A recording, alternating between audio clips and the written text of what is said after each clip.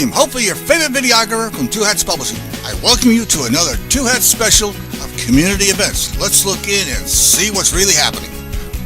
All right, so this is 10:35, and our special guest, the lovely Miss Siobhan Moore, needs to go. We're going to start the meeting, and I want to introduce myself first of all, Leon Holman, and my co-chair, Ricky Red.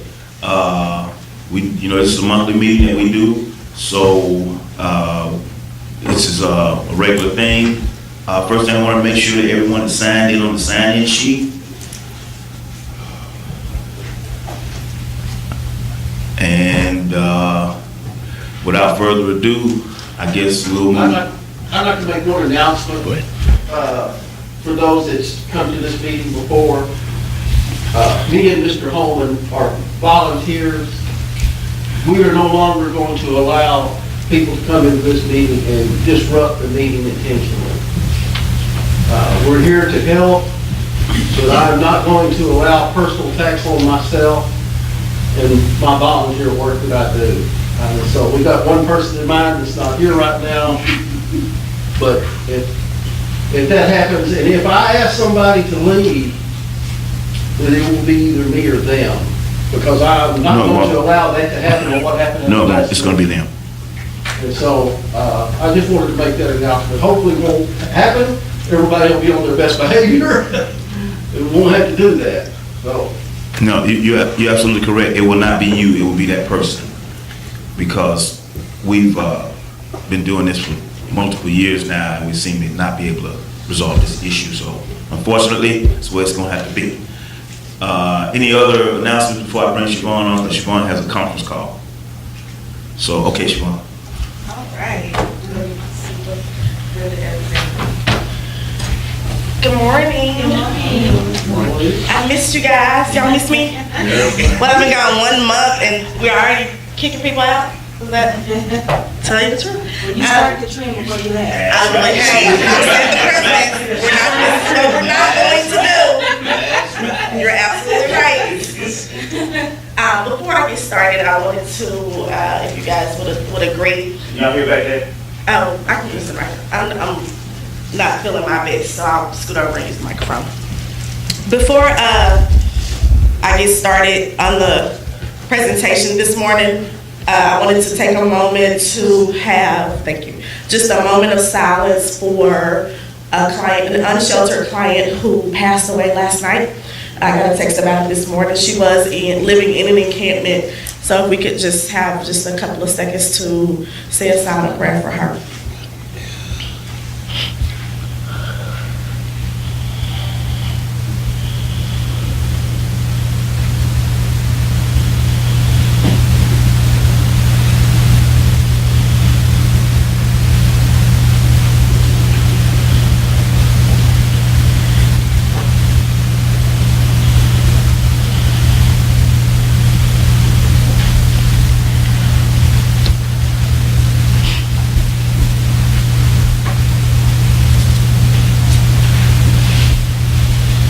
All right, thank you so much for that. I wanted to come back today just to provide an overview of the point in time count data that was presented at last month's State of the Homeless Address. So for some of you, this will be information that you've heard before. Others, it will be new information. But I did want to take the opportunity to present this information to our homeless neighbors so that everyone is informed. This information is available on the MDHA website. So if you want to see it later, you can go to our website, click on State of the Homeless Address, and download it from there. Okay. So these are our numbers. I'm pretty sure everyone here knows what the point in time count is, but just to give an overview, on the fourth Thursday in January, annually, MDHA conducts a point in time count to take a snapshot of homelessness in our continuum. We cover Dallas and Collin counties collectively. This year, between the two counties, we had over 1,500 volunteers out counting. That's the most we've ever had in MDHA's history, and so it was a lot to coordinate all of those volunteers.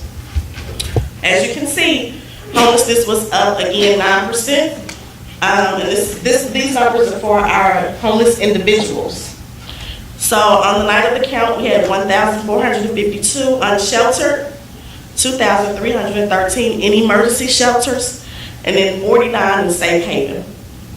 The number increased with safe haven because we added an additional safe haven program this year for our veterans who were low demand. So that's why we see that huge increase. It was a new program added. Transitional housing, 724, which brought our total to 4,538. I'd like to say that this is pretty accurate because the more volunteers that we put into the community, the more we are going to count. If you've been here since I started 7 years ago, we were only using about 300 volunteers, so we weren't counting quite as many people. But if you do a ratio of volunteers to homeless people, it's still about the same. So this is about where we are, but we are definitely seeing some increases in our homeless numbers. So this just talks about what I just mentioned with counting the unsheltered. For the sheltered homelessness, we count those clients based upon the data that's entered into our homeless management or HMIS. That's just the database where we keep all of the clients' data. So on the night of January 24th, the temperatures were in the 40s and it was clear skies, it wasn't raining. That's important to note because as the weather fluctuates, if it's extremely cold, our unsheltered numbers will be low, but our sheltered numbers will be high. And so we always want to include in our report what the numbers were or what the temperature was that night of the count so that we can kind of justify the differences in the numbers. 1550 volunteers. We used an app. In the past, we've done paper surveys. Well, as of last year, we went to an app, and the app is working really well. It allows us to analyze the data faster, and we don't have to use 300 additional volunteers to enter all those surveys into the system.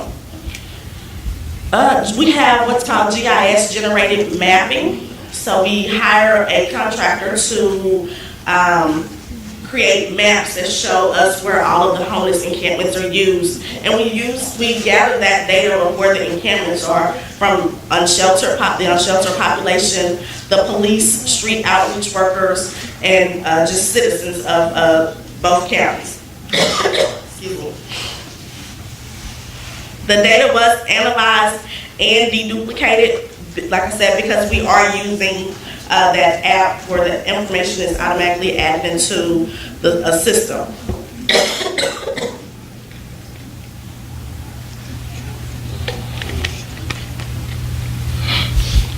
All right. So here's some information on our unsheltered. Since we are surveying at night, some people do not want to be surveyed, but we still count them as an observation. So if a volunteer goes to that person's tent and they say, I don't want to be bothered, we'll still say a white male was present at this tent. And then that way we still are counting that person in the count. So that's why we have interviews and observations. I'm not going to go over all of the slides just because a lot of it is just information on how we got to the numbers that we were able to get to. So this one is just talking about methodology. And then an increase in homelessness nationally. Let me go back. So each year we submit all of our data on homelessness to HUD, and they create a report. And so this is just showing that overall homelessness is up 3% in the unsheltered population. So here's a breakdown on unsheltered homelessness by cities in Dallas County. You can see Dallas, we have 79.4% of the unsheltered population, which is the most, of course, because Dallas is larger. And this is for Dallas County. And then the next one is for Collin County. We've been doing some great work in Plano, and so their homeless numbers are starting to decrease.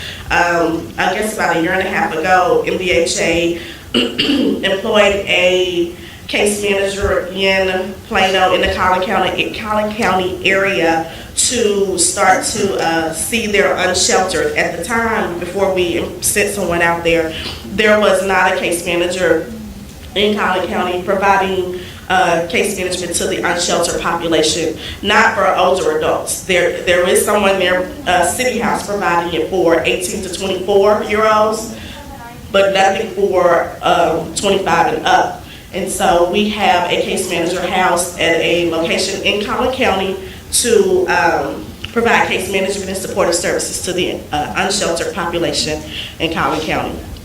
And we've applied for some additional funding because as of now, she's just there 3 days a week, but we've applied for some additional funding to get her employed in Collin County 5 days a week so that we can certainly see that number decrease even more. So this is the gender of unsheltered homelessness.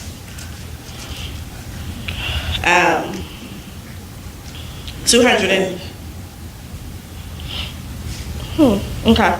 Excuse me. This breakdown in the color of years, black is for 2017, yellow is for 2018, and gray is for 2019. So 282 females and 1,044 males. Then we see the ages. Median age is between 25 and 44. That's where we're seeing the highest number of unsheltered individuals at this time. I'm so sorry, I'm coughing, guys. Race, which we knew this already, 48% black, which is why we're participating in a SPARK program, which helps us to deal with racial disparities and equality within our continuum. So moving forward, we will see some movement in trying to get a handle on our race as it comes to homelessness, because as you can see, 48% of the population of homelessness is black. So we want to make sure that we are being fair against all races. Length of time homeless. Okay. Homeless over 1 year, we're at 36%, which is down from 2017 and 2018. First time homelessness, we're at 230. That was down in 2017, back up in 2018, but now it's down again in 2019. So that's pretty good. We're not seeing as many people enter homelessness, which means that we're doing some really good things on the prevention side. Households with children in the point in time count, there were 313 households. Total children, 672. Total adults, 353. Unaccompanied youth, parenting youth under 18 was 60. Total homeless children, 732. 16% of our homeless population are children under 18. So 16% of our overall total are homeless youth that are 17 and under. So we did a youth count survey very similar to the adult shelter or the adult unsheltered survey. However, the difference was when we went out to count youth, we had to actually do that over a number of days. And so for youth, we can't just go out on one night and expect to find youth, because youth they tend to hide, they tend to sofa surf, or can find places to hide very easily. And so the youth count was conducted over 2 weekends. I think they went out Thursday, Friday, and Saturday nights of the 2 weekends consecutively to identify any homeless youth that they could find. And so the next few slides show some data from those, from the youth count. 48% was black, 40% were white. 18 was the average age of all the respondents, which was about 23%. 35% were unemployed but looking for work, and 70% planned to return to work. The bottom section, needs and services, 79% needed critical documents such as ID, social security cards, and birth certificates. 94% were homeless, rules and barriers. And what this means is, I don't know if you guys have been following, but that's talking about things like the, what is it called? The curfew that they're putting into effect. So things like the curfew, rules against sleeping in public, things of that nature. So 34% had to do with rules and barriers. Okay. So the next few slides kind of talk a little bit about our homelessness as it pertains to families. As you guys know, MDHA partners with Family Gateway to ensure that our families, when they enter homelessness, that it is rare, brief, and non-recurring, and that also we assist the families as quickly as possible. So if we identify a family on the streets, we go above and beyond to get that family housed as quickly as possible, in either in a shelter, hotel, or an apartment, whatever the situation allows, just because we don't want to see our small children having to live on the streets. So MDHA has established a fantastic relationship and partnership with Family Gateway. One of the things that is mentioned here, we have established a homeless helpline, and I talked to you guys about that I think last summer. The homeless helpline, the number is 1-888-411-6802. If you are experiencing homelessness, you call that number to get some assistance with your individual circumstances. So Family Gateway received 4,800 calls within the last 12 months on that homeless helpline. That was just for families. So when you call that number and you press 3 for families, 4,800 calls were received by Family Gateway. Is that a lot? Yes, it is. It was the most of all of the calls. 1,400 were helped immediately with access to the appropriate resources. How many phone? 1,400. And then 3,400 were pre-screened to determine urgency eligibility of services. 60% met the HUD definition of homelessness, 40% did not. So of the 1,400, we were able to divert them from homelessness. That's what this is saying. 1,400 calls they received in, we were able to be creative and say, okay, can you stay with mom? And then, whatever the reason, I was staying with mom, but she didn't have the groceries to feed us. Okay, if we give mom a gift card for Kroger, will that help out? Mom say yes, that homelessness was diverted. Also, I can go and stay with my cousin who lives in Louisiana, but I don't have a bus ticket to get there. Give you and the family a bus ticket so that you guys can end homelessness that way. You have a question? What about non-family? Is that what you said? This is just talking about families here. I can get you guys some information on the crisis hotline that has to do with individuals. Okay. 3,400. Okay, so of that 3,400, those were calls that could not be diverted. So we had to come up with a viable solution for those individuals. It either considered it pertains to putting them into an emergency shelter. If not an emergency shelter, maybe a hotel or some sort of emergency housing to help the family to escape being homeless on the streets. There was,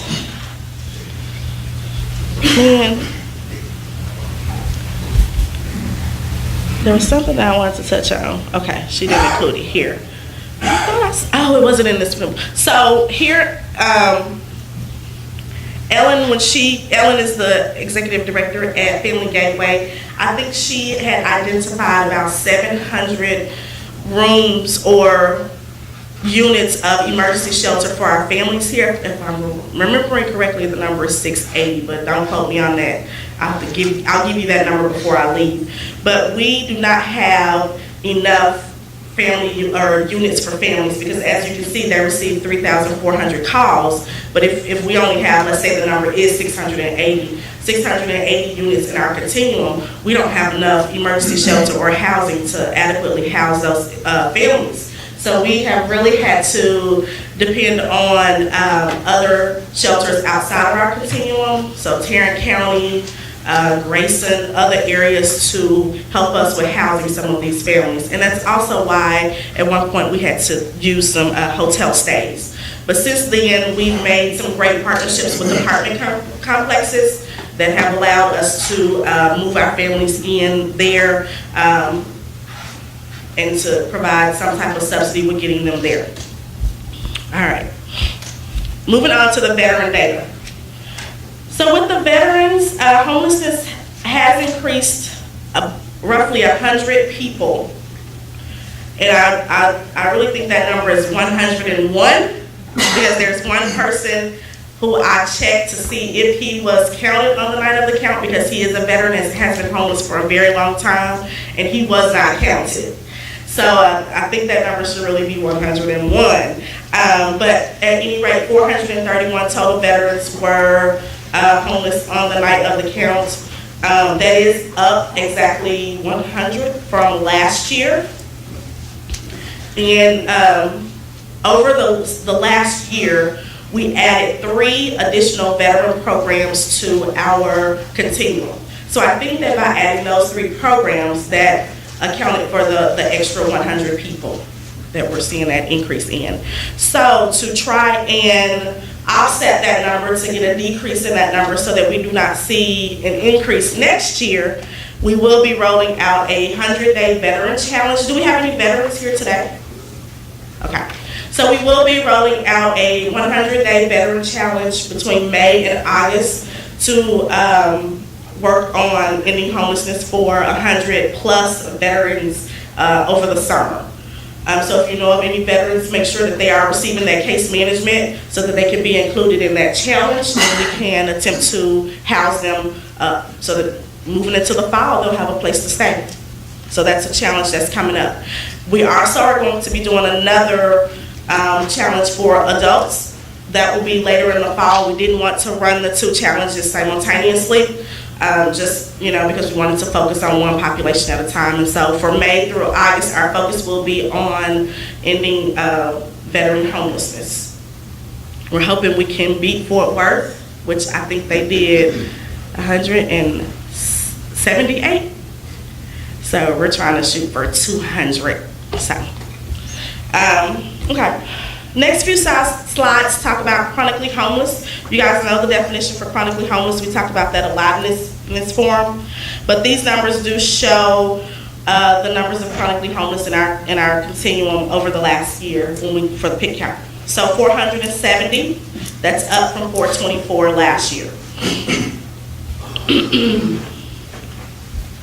Okay, I'm going to skip through the next few slides and get to, so what are we going to do?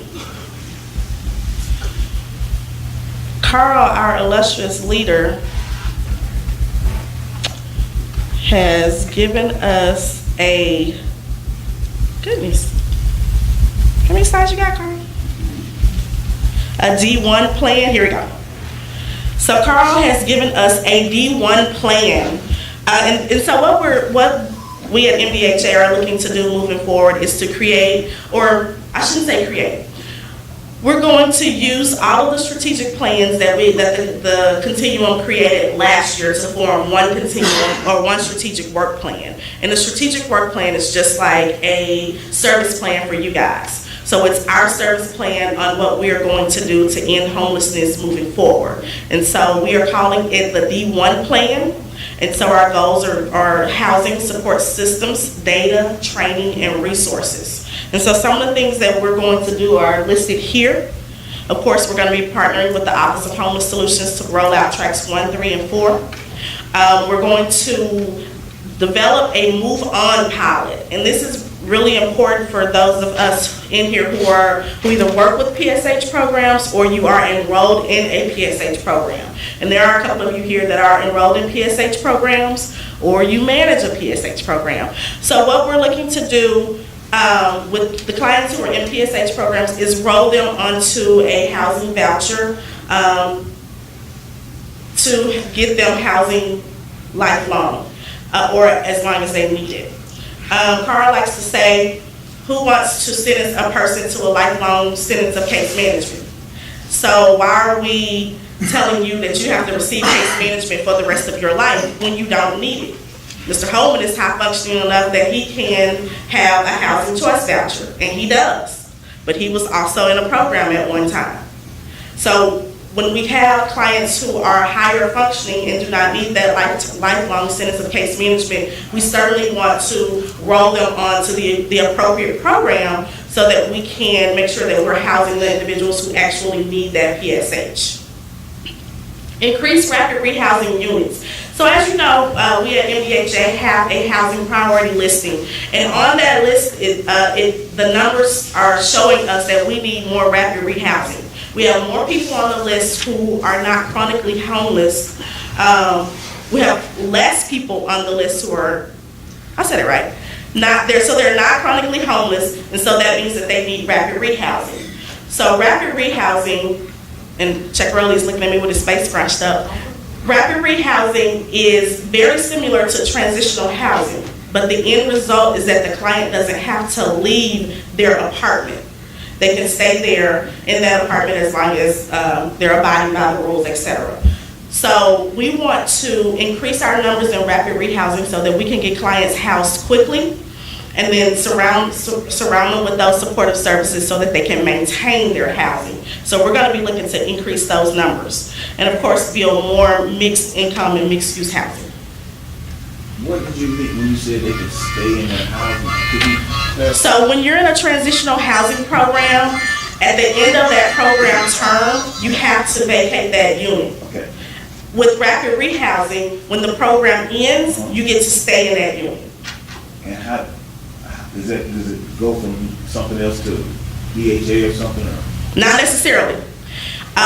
For rapid rehousing, the goal is for you to start to pay your rent 100% yourself.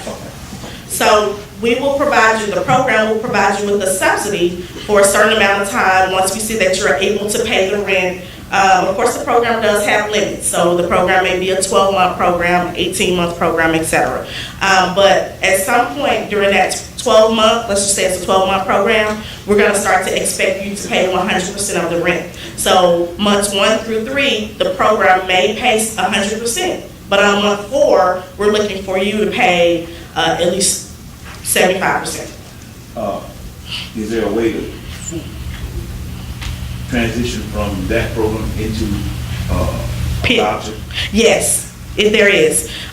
So from rapid rehousing, if you are enrolled in rapid rehousing and your case manager has identified that rapid rehousing is not going to work for you, that you're going to need a longer term subsidy, then you can certainly apply for a housing choice voucher, or they can go back and see if you're eligible for a permanent supportive housing subsidy. Now, the transitional housing, I heard it's being decreased. Now, does HUD cover any of that money for transitional housing? Okay. Next question. The bond money. I've been saying the bond money needs to be used where HUD's not covering. Okay. Transitional housing is important because we have the ages, like the boss man said, between 24 and 55. A lot of that is transitional housing. So while you can use the HUD money whatever way it's supposed to be, right, that bond money, the $20 million needs to be used, but HUD money is not so covering. That's the gap? Yeah, but here's the thing though. There's a lot of, that's the boss man said that that's the ages that's been missing. Mm-hmm. So what I'm trying to say to everybody again, the $20 million is not much, mm-hmm, but it needs to be used the best way possible. And I'm saying to you, emphatically, 100%, I'm correct on this, use it where HUD money is not being used. And the transitional housing can be whatever you say, building or what, but that would get more housing available, and that way you can get them off the street quicker. I saw Larry James yesterday. He's still fixed on long-term housing only. Okay? And that's cruel. It's really, really cruel. And I told your boss man about an article in the internet about people being homeless and how they suffer confidence and self-esteem.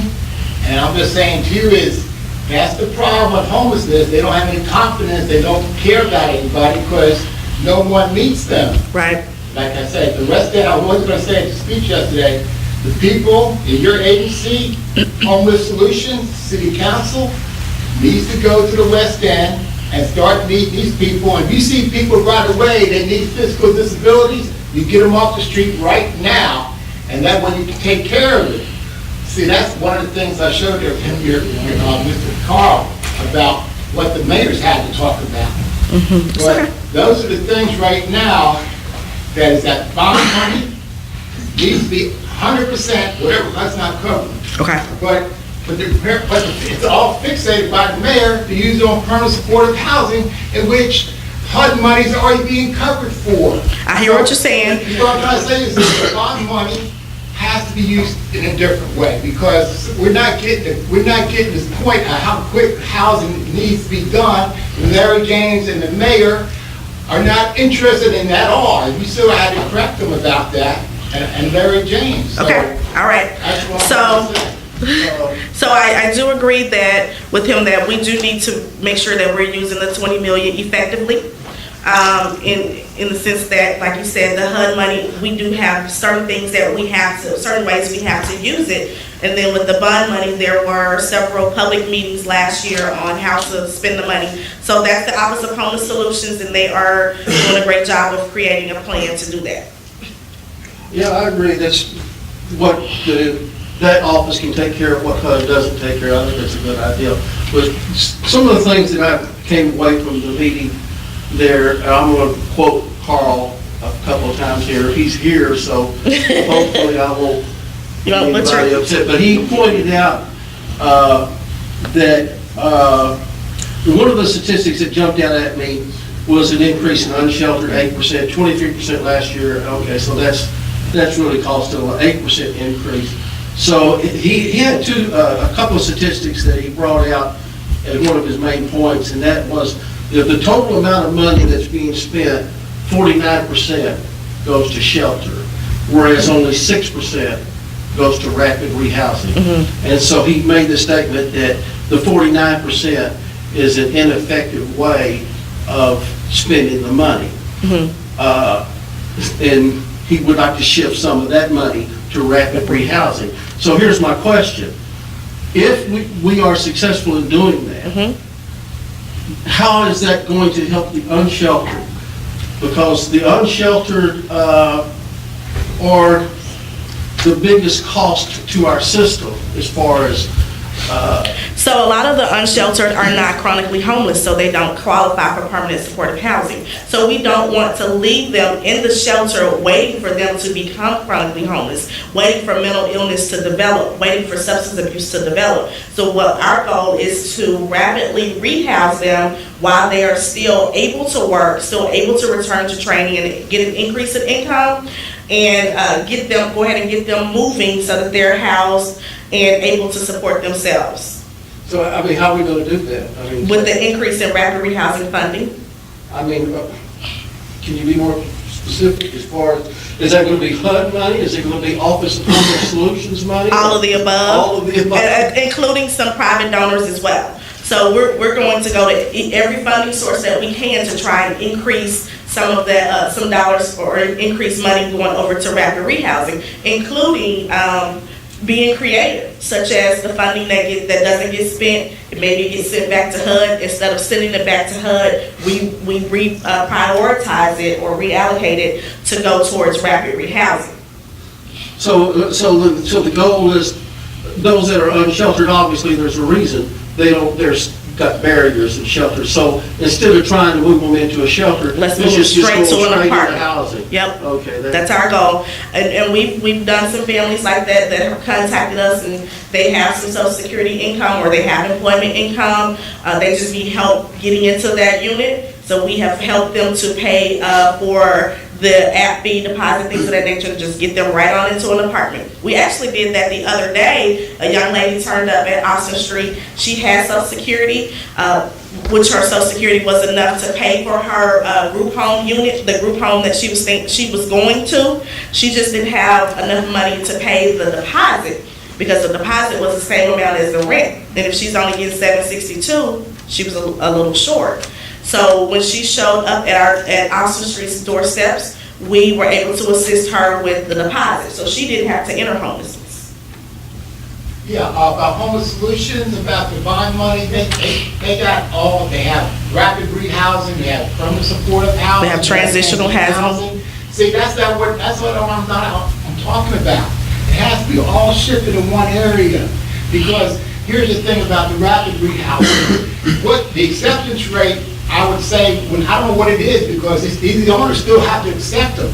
Okay? Now, the only way this is going to happen, they have a caseworker. I said this earlier, and this caseworker says this person can work. They're having a job. They will accept a lot better than people that say that they can't work. Correct. So you have to pick and choose about rapid rehousing the people that want to work. You have chronic homeless that have to wait the year. They're not going to accept them just to sit there. They want people that are productive citizens. That way, you have a higher acceptance rate in rapid rehousing, and then that way you can get more bang. I understand what you're saying. However, I disagree, because that would be cherry picking. So I can't say that because Robert has not worked in the past year that he's less likely to get a job. So I would still house Robert and encourage Robert, hey, you only have 4 months to get free rent. Let's go ahead and help you get a job. Yeah, but trying to say though, they have a job now. If they haven't worked for a year, it might take them a long time to get a job. Correct. And after 3 months, they still don't have a job, okay? What I'm just saying to you is,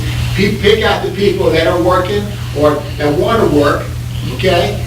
Pick those people first, and just say, pick a person out that doesn't care to work to get rapid rehab. It's a failure, okay? Right? And plus, bus passes. We're gonna about the bus passes? We're gonna agree to disagree on the cherry picking. Okay, what about cherry picking? All right. What about? And so I'll talk about bus passes in just a little bit. Okay. Did you have a question? Yeah, there's also, you have agencies that are separate to try to collaborate for funding. Sometimes it's not that straightforward. When you have the city, they have their own guidelines. You have HUD, they have their own guidelines. So it has to be some type of a meeting of the mind. Correct. In order to collaboration, shift funds from one designated purpose to another. So that has to be ironed out. It's not because like I told you before, I'm trying to do work with a bond issue now.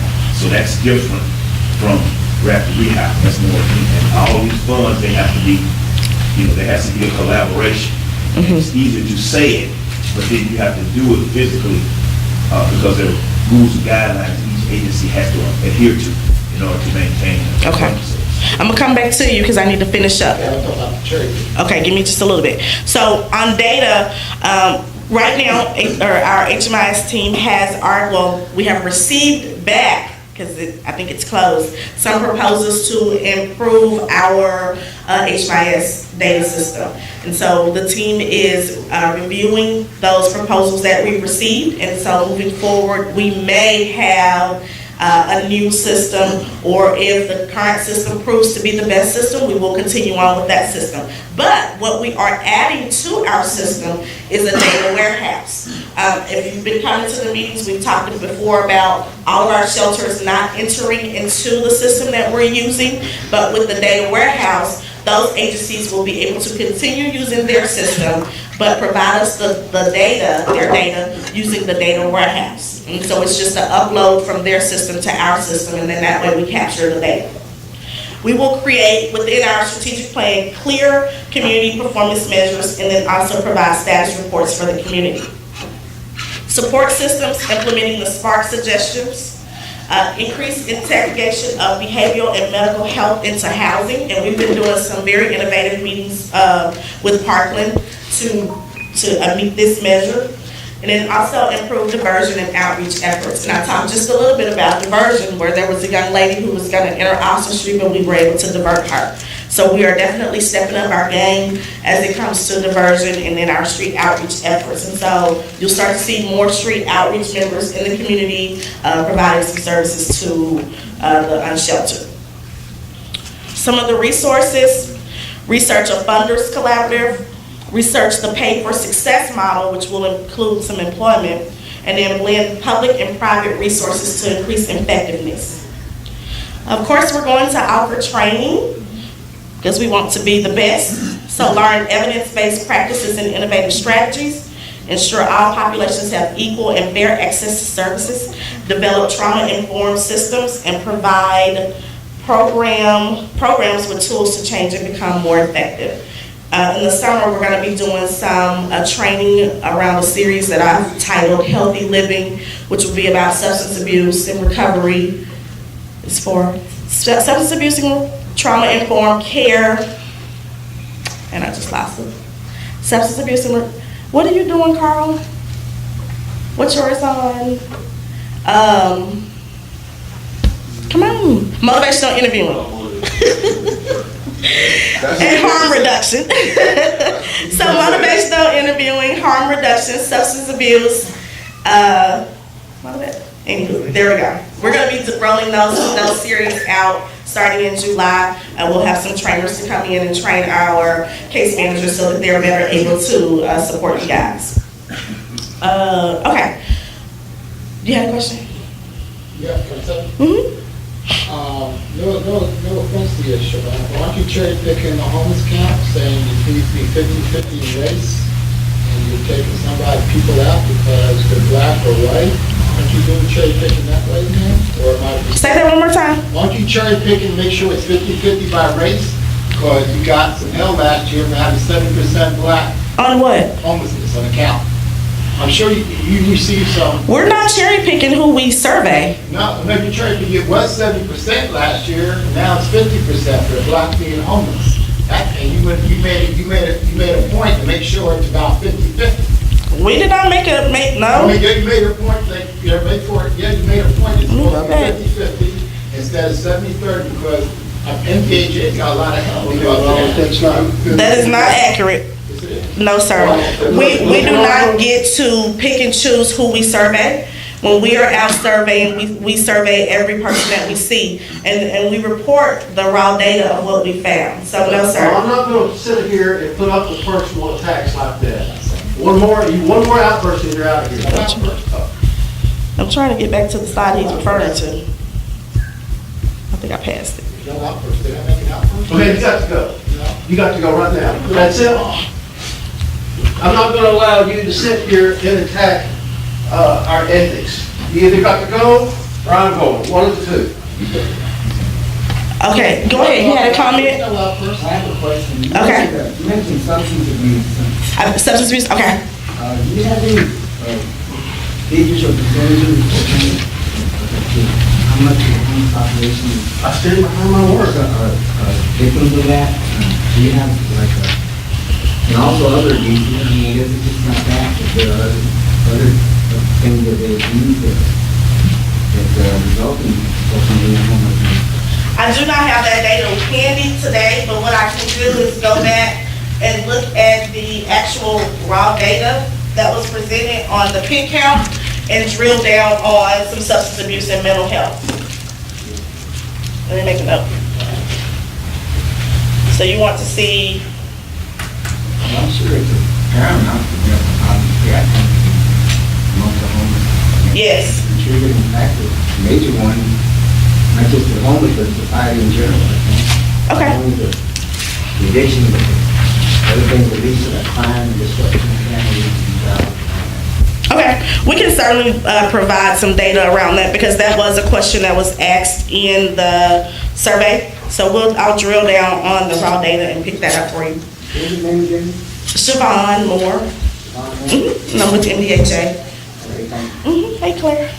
Lastly, before I have to leave, Robert did ask about the DART program, And so I did have a conference call with them on last Wednesday, I think it was. And the program is ready to roll out as of this Monday, the 15th. So if you previously received a letter to participate in the program, you can take that letter over on starting this coming Monday. One thing that she did want me to mention is that there's two types of passes. So you can participate in the program the regular way that we've been participating, where you purchase the $2 reduced start ID, and then from there you purchase the passes as you need to. Or you can purchase a Go Pass tap card, which is $6 for us. And once you purchase that Go Pass tap card for the $6, it will be loaded with 2 day passes on it. So you go to the dark store, take the letter that you get from our office, plus you still need $2 for your reduced start ID. And then if you want to enroll in the Go Pass tap card, you pay $8 total. The benefit of the Go Pass tap card is that, first of all, it'll be registered to you. So if you lose it, you can go back to the dark store, discontinue that one, get another one, and any money that you have loaded on it, you will get back. Secondly, like they talked about when they were here in December, once you have paid for 18 days of day passes, the remainder of the month is free. So if you ride every day like Mr. Piano does, you certainly want to participate in that Go Pass card, because you would only pay $3 for 18 days and then get the remainder of the month for free. And then again, it's registered to you, so if you happen to misplace it, you can go ahead and go. They actually Robert. Go ahead. Go ahead. Go ahead. So anywho, it's back up and running on Monday, and so you can participate. Now you will have to certify annually. So each January, so the Go Pass tap card and the reduced start ID will expire December 31st. And so then at that point, on January 1st, you will have to have another one, so you have to get your homelessness recertified. Any questions? I apologize to everybody about the disruption, but I don't believe in personal attacks on the ethics of MDHA. They may not be doing everything perfectly, but they mean well in everything they do. So. Job well done. All right. If I want to add something to the question. Oh, I'm sorry. Who question? They passed it. This is my first time in here. Okay, so let me back up then. No, you right up they passed, but the question is, y'all got programs that's kind of work for homeless people, but it ain't getting out like it's supposed to get. So you gotta advertise certain programs so people get out there, but y'all not doing it.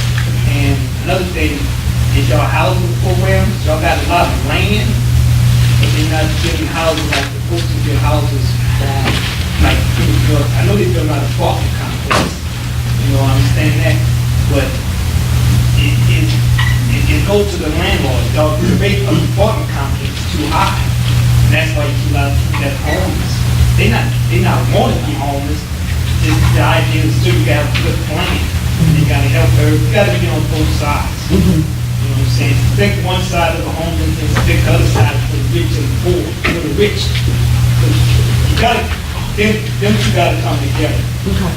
We keep fighting, debating a lot of stuff, and we're not going forward. And me personally, I think that would be way better than what they're doing. You got too much land out here to be sitting up and fighting against each other. We should get on with each other. That's what we really need. Stop saying the rich getting richer and everybody look around the poor getting poor. You know what I'm saying? That's the problem. Your rate is too high in the apartment complex. And sometimes the older people that stay in houses, like the parents leave the kids' houses, they don't want to be in them houses no more. They don't want to fix them up. Now you got a whole community of houses, nobody's staying in them. And not taking care of the house, because the old people can't take care of them. They gotta go get the older people that's in the 60s and 70s, they can't take care of them houses like talking about. But the kids don't want to be bothered with it. You know what I'm saying? Okay. And that's the problem. If I can get in, before she has continued, for the lack of affordable housing is a problem in town. Yeah. And it's also a national problem. But as far as Dallas is concerned, I was just talking to Gabby here about, we need to do something to come up with a fund to build affordable housing because the developers are not interested in affordable housing. They're interested in market rate and higher housing. And so that causes this gap. We put you in a shelter, but we don't have anywhere to place you because DHA doctors are not accepted by a lot of landlords. Yeah, I tried one shelter this year that stalled. Yeah. And so now I'm trying to, in the process of trying to put together a bond issue that will create enough funds for development of affordable housing. Because like, you're absolutely correct, Dallas has a lot of land that can be used to build housing, but they don't have the developers who are willing to build housing because they want market rate, like you said, it's too high. Yeah, but the thing about that, the thing about that, the one, like you said, like they farm, but for these people, they want returns. That's what they're looking at. You know what I'm saying? So they look at it like this way, oh, I'm gonna build your apartment complex, but we want returns. They want the money returns. You know, but sometimes that's why they got it so high, and then they want this credit score thing. What's the credit score thing got to do with apartment complex? You rent, you're not buying nothing. You know, That's where government and fill that gap. Because private industry, private enterprise, private development. All right, I'm gonna bring it back in here, just because, like I said, I have to get moving. One thing that you did mention when you first started talking is that we do have a lot of programs that we don't advertise, and this DART program is one of those things. And so I'll work with DART to get a flyer out so that we can have it posted in all of the service providers, letting our, or educating clients and case managers on that program. And so we'll be moving, I'll make sure that I work with DART to get that out. A question about that. How is that working with people that are getting the Go Pass? Okay. And the agencies and the case managers on loading their card? So let me start back over. I was gonna start over as he started talking. So, again, we have the two different types of passes. So let's go back historically. This group went to DART and said that they needed something, they needed transportation to get to and from, housing appointments, doctor's appointments, etc. And so with that, DART agreed to give us a 50% discount. It was a pilot program for 2.5 years. Now DART is ready to allow us to be included in the fare reduction for, so they changed it again. So the way it's gonna work, your case manager will send a referral over to our office at MBHA. The MBHA staff will certify your homelessness and send a letter back to your case manager. And once your case manager receives that letter, you take the letter and $2 and an ID to DART to participate in the program. Now, when you take that $2 will be for the purchase of a reduced DART ID. That reduced DART ID allows you to purchase day passes at the discounted rate of 50%. Okay, so if you buy the day pass, it's $3. If you're only going to be riding, because I don't know if you know, but DART has a new fare schedule, a new fee schedule. So if you're only going to be riding in the morning, they typically just charge you $3 if you're getting on from the start of bus service to 11:59 a.m. As long as you have that reduced DART ID, you can purchase that AM pass for $1.50. Now, if you happen to ride later in the afternoon, then you have to purchase another $1.50 pass, which means you just bought a day pass. Okay, with the Go Pass tap card, if you want to enroll in that program, as with DART, it's called the transitional program. So if you want to enroll in the Go Pass tap card with DART, with us, then you go to DART with your letter, the $2, and an additional $6. But once you purchase the GoPass tap card for $6, you will receive already loaded on your GoPass tap card 2 days worth of day passes. So you're basically just paying for 2 day passes in advance. Make sense? Now, to use the pass, you do have to load it. There are several different locations that you can load the GoPass tap card at: 7-Eleven, DART stores, kiosks, various places, okay? What about case managers loading the card? Yes. So we have not quite gotten to that step yet.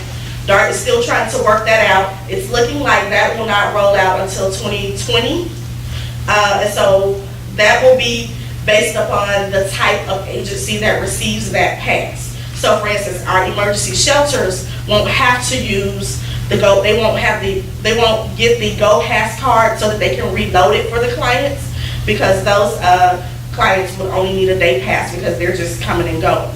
Yeah, because the advantage of that is some clients choose to misuse the card. Hey, I admit it, I did it myself. I was homeless, and I went in and played a little game with the clinic at Day Resource so I could get a bus pass so I could sell it. Yep. And so I did it myself. And so with that, so emergency shelters would just purchase a day pass, just like they're doing now. It'd be the same type of pass. But some of our agencies give the client 2 to 3 passes at a time.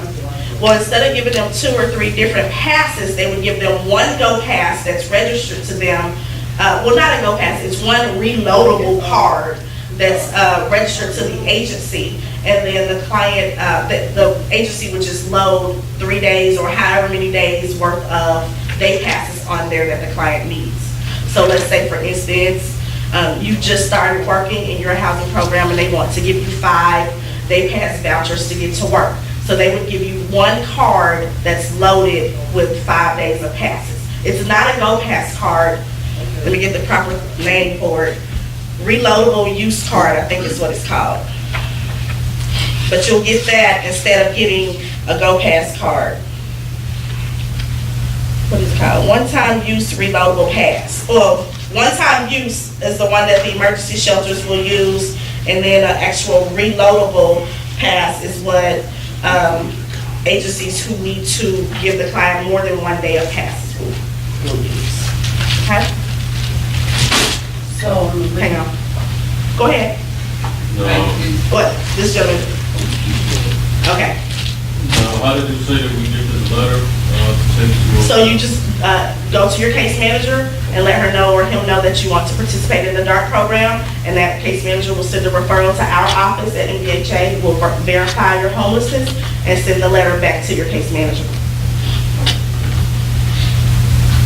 The card thing is, okay, like what you're saying, okay, you have a blockage on it, if they took off for something else besides where they going at. What I mean is, I got a case for over there, what you call them, and I sit down and talk to them. Everywhere I'm going at, I show them some paper saying, okay. In order to get the card? No, like the bus pass. And what I do, I say, I do the bus pass, what you need it for, and I give them information. So this is where I'm going at before I get the bus pass. So why you do that? No, because I don't want to get the bus pass used for something that I don't need. You see what I'm saying? Once you receive that pass, you are free to go wherever you need to go. We don't control, or DART doesn't control where you go with the pass. Yeah, but sometimes you gotta, I always show the case, my case. That's the relationship between you and your caseworker. That is not a requirement of DART. Okay. So once you get that letter, you give it to DART, you follow the process, and you can use that card. The DART system for it. And then you're also referring to receiving cards from your case manager. We're talking about a system where you are receiving the cards directly from DART. So that's 2 different ways to receive a DART pass.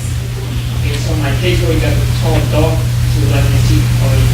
If you would like to participate in the program, your case manager will send an email to MDHA's office, and she has our email addresses with your name, and contact information. We will verify your homelessness, and then we'll send that case manager a certification letter back. You in turn take that letter and $2 or $8 if you want the Go Pass card to DART to purchase the reduced DART ID and or the Go Pass card. Now what that means is you are going to be purchasing passes yourself. You will no longer be receiving passes from the agency. Yeah. Like I say, this is a good program, what you're saying. You know, I'm not trying to mess it up. That's a good system that you're doing. Because like sometimes some guy, we go to work and he's still homeless. We Right. don't have enough money to go back Correct. and go to work. And that thing what you're telling me, I can get what I'm doing. Yeah. And then you just pay for a day pass. Yeah. A lot, like I say, now he go to permit, you gotta get people to get involved with it, cause it ain't out like talking about. You know, I always, when I do something, so the program that y'all have in the shelters, I pass to the next person and help them say, how you show that now? Just do it this way, and that way you can talk to your council or to that you deal with. Right. And then come smoothly going down the road. Like I said, everybody that comes to Dallas, some people really wanna stay in Dallas, but you got to learn their system. And some the people that come from out of town that want to stay in Dallas don't know y'all system. You got to have a better person to say, look, what can we offer you coming in Dallas? And some people say, well, I need this, I need that. And y'all don't really show people what's going on. That's why a lot of people come out of town, come here, and they stay a couple, 2 months and like, I don't know that down. They ain't really showing us nothing, and they just leave. But Dallas to me is you got a good program out there, but you got to come out more to the public and let them know what y'all really doing. Okay. So the pass that I was referring to for that emergency shelters will use in the future is called a limited use card. It's the same as the day pass, it just changed the name and it's gonna look differently. So that's what that one's called, the limited use card. And then the other one is a reloadable card. Okay. Any other questions? Oh, I'm sorry. 2 questions about the teenager homelessness. The DISD was trying to do a shelter for kids in high school. Is there any update on how that's going? So, 2 things about that question. First off, most of our DISD high schools have drop-in centers in them where youth experiencing homelessness can go to. It's a different day at each school. Can go to the drop-in center on the day that it's provided at their school to receive services that they need. They typically do it in the morning. Some of them do it in the afternoon. And so that morning from like say 7 to 8 o'clock, it just varies at each school. The students are able to come in and get assistance with food, clothing, hygiene items, anything that they need, they have it available at the school. The second program that you're referring to is the After 8 to Educate program, which is a school that's being transformed into an emergency shelter and a drop-in center. The drop-in center is ready, but the emergency shelter part has not been fully funded for. And so we're looking to get some additional funding to fund the emergency shelter part. Does that answer your question? Yeah, one more question. You mentioned the Spark initiative and the disproportionate amount of African Americans in homeless. And it was showing how many settlers. How many of that 40% of men are men? Because I had an issue when I was homeless. It was like I had to be dysfunctional in order to qualify for. You have to be chronically homeless. Big one. You have to be chronically homeless. No, it wasn't that. And let me give a brief explanation what I mean. When City Square was implementing the program, they told me I had to go down to they had an office where the safety patrol is down, whatever the street is downtown, and they asked me questions. Are you ex-offender? I said no. Are you mentally ill? I said no. Are you substance abuse? I said no. But I was still chronically homeless because I was living in Austin Street. You weren't chronically homeless because you didn't have the disability piece. To be chronically homeless, you have to have disability and length of stay. So you were missing the disability piece. So they were trying to qualify you for a program that was for chronically homeless. That's how you ended up in the program that you ended up in, because that program, you do not have to be chronically homeless. Okay, now, can you clarify that through this? So remember, if you remember, Okay, go ahead. remember when we were trying to house you in the program, you didn't have a disability, you didn't have mental illness, you didn't have substance abuse. So chronically homeless, the definition is, at the time when you were going through, you just had to be homeless 4 times within the last 3 years. You had that, but the other part of the chronically homeless definition is and a disability. Okay. You did not have that disability piece. So although you had been homeless enough to qualify, but because you didn't have the disability piece, you missed out on those other programs that they were trying to qualify you for. Okay. So that's how you ended up in the program that you were in. And if you remember, we had to make a call, Mr. Miller had to make a call to City Square and say, this program, you do not have to be chronically homeless. Right. Okay. So, does that program still exist that I was in? Yeah, 511 is still there, and it still has the same requirements. So all you have to be is chronically homeless. Not chronically homeless, just homeless. Just home. Just homeless. I have a question. Just 1 second. So, And then actually for 511, you can actually also be at risk of homeless. So you don't have to be literally homeless. You can be just at risk of homeless to qualify for 511, which is where you at. Yes, ma'am. What are you talking about? I just We are just about done, so we'll wrap you up in just a little bit. Okay. Did you have a question? Yeah, he was asking that question because I was going to say the thing he was in. And I went to my counsel advice, said, well, you really can't help us. Well, why? Because you're not qualified for everything we have in it. And I talked to other legal, and this is City Square, so I talked to more people, and I'll let them know what's going on. They're like, nah, you gotta be at least homeless for a whole year. So you are the exact person that I was referring to earlier when I said we have more people in our system needing rapid rehousing than we do permanent supportive housing. In order to qualify for permanent supportive housing, you have to have a disability and have to have been homeless for a certain amount of time. You may have, like Mr. Holman, has that certain amount of time to be homeless, but he doesn't have a disability. So for those individuals who do not qualify for permanent supportive housing, we need to increase our rapid rehousing in our community so that you have somewhere to go. Yeah, that's the issue, saying if you get a job or something like that, I got a job, and I'm still homeless. Okay, Ms. Fiona? Is that point in time count data available online? It is, on the- Present it to someone else? Yep, on the MDHA website and click on State of the Homeless Address. I have a question. What do you have to have in order to qualify for, well, you said that, okay, so what if you have a disability and you've been, and you've been homeless for 6 years? Then you need to talk to your case manager so that they can help you apply for a permanent supportive housing program. Okay. I think I'm done. This has been fun. I will not be back next month. Speaking of next month, the meeting will be at our calling, and so the time is different when it's at our calling because of the lunch schedule that they have there.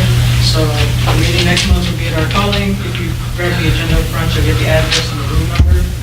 Time will The be- start time is 9 o'clock. And remember, we were doing those meetings at our calling quarterly just to get a different demographic, because you guys are receiving so many services here at the library. We want to extend them to all of our neighbors. Y'all have a good day. Thank you. Okay, I see our esteemed director getting ready to leave. You have any comments, anything you want to say? No. Okay. Stop in and see how y'all are doing. Okay, now we, All the talking, I was kidding. and we also got Claire here. We want to ask Claire if she's got something she wants to say. We haven't seen her in a while. Just the face. I guess now she's rolling toward the coffee. So, I guess if that's nothing else, I want to make mention of this one time before I leave. Ricky and I are, hold on a second. Ricky and I are equal. Okay, so we back each other up. We want to make sure that we disseminate the information necessary to help our clients get out of homelessness, but we're both equal. So if he says something or I say something, that's where this meeting has to run. We got to have order here, okay? And what were you gonna say? Yeah, you said you went to Atlanta to do something on the radio. How did that go? I only was able to do a brief interview on the radio, but I'm in the process now of trying to get on there another time, and I'll let everybody know when it's going to be so you can listen out, and hopefully I can do it on a periodic basis, because Atlanta has the problem here in Dallas makes it, Atlanta look like, Palm Beach, California, or Miami, because there was like 10 times as many homeless people there, and they have comparable resources when you do the research, but it seems like, as Ricky was saying, the character that MDHA has needs to be pushed out to other parts of the country, because homelessness is a national issue, but here we're actually trying to fix the problem with the funds that we have.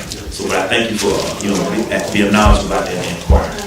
And I guess it's 12 o'clock, so see ya. Thank you. This is William, hopefully your favorite videographer from Two Hats Publishing. I hope you enjoyed this video.